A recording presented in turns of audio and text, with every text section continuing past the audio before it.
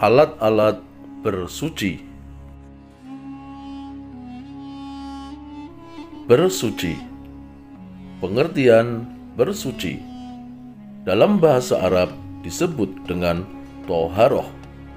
Istilah toharoh berarti membersihkan diri, pakaian, tempat, dan benda-benda lain dari najis dan hadas dengan cara-cara yang ditentukan oleh syariat Islam.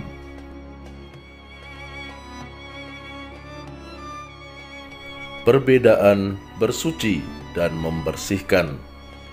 Bersuci: 1. Menyertakan niat. 2. Bertujuan untuk membersihkan. 3. Tata cara diatur oleh syariat Islam. 4. Mengikuti pola hidup sehat. Sedangkan membersihkan: 1. Bertujuan untuk membersihkan. 2. Mengikuti pola hidup sehat.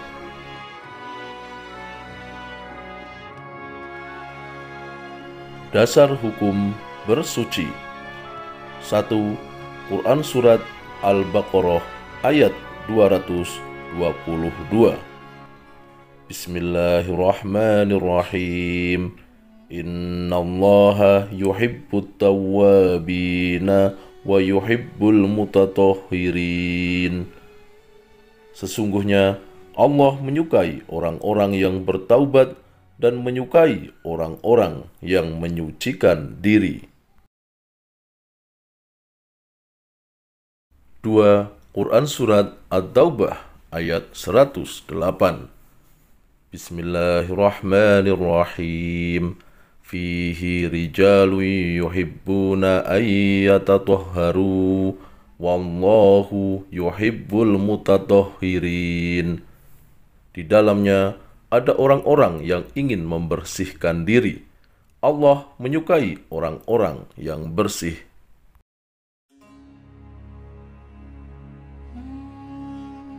Kedudukan air dalam bersuci. 1. Air sebagai alat bersuci. Alat yang paling utama untuk bersuci adalah air.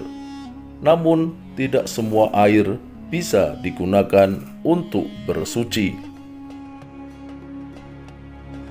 2. Air ditinjau dari pembagiannya.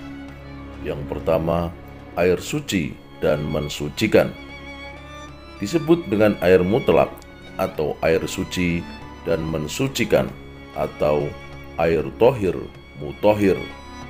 Air ini masih murni dan belum tercampur oleh sesuatu apapun dari najis. Jenis air ini bisa digunakan untuk bersuci. Air dapat digunakan untuk bersuci selama bau, rasa, ataupun warnanya belum berubah. Macamnya antara lain: 1. Air hujan. 2. Air dari mata air. 3. Air laut. 4. Air sungai. 5. Air sumur. 6. Air es atau salju. 7. Air embun. Yang kedua, air suci tetapi tidak mensucikan. Disebut juga air tohir ghairu mutohir, yaitu air yang suci tetapi tidak dapat digunakan untuk bersuci. Macamnya antara lain: 1. Air buah-buahan, contoh air kelapa. 2. Air yang dikeluarkan dari pepohonan, contoh air nira. 3. Air suci yang tercampur benda-benda lain, contoh air teh, air kopi, air sirup, dan lain-lain. Yang ketiga, air mutanajis. yaitu air yang terkena najis. Air semacam ini tidak dapat dipergunakan untuk bersuci. Macamnya antara lain: 1. Air yang sudah berubah warna, bau, dan rasanya karena terkena najis. 2. Air yang belum berubah warna, bau, dan rasanya, tetapi jumlah airnya sedikit atau kurang dari 2 kulah. Yang keempat, air mustakmal, yaitu air yang sedikit ukurannya, kurang dari 2 kulah, dan bekas dipakai untuk bersuci, walaupun tidak berubah warnanya. Yang kelima, air musyammas, yaitu air yang makruh dipakai untuk bersuci.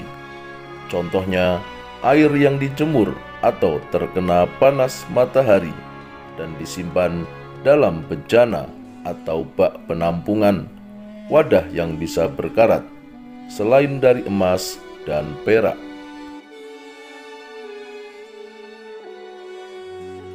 Benda-benda untuk bersuci selain air.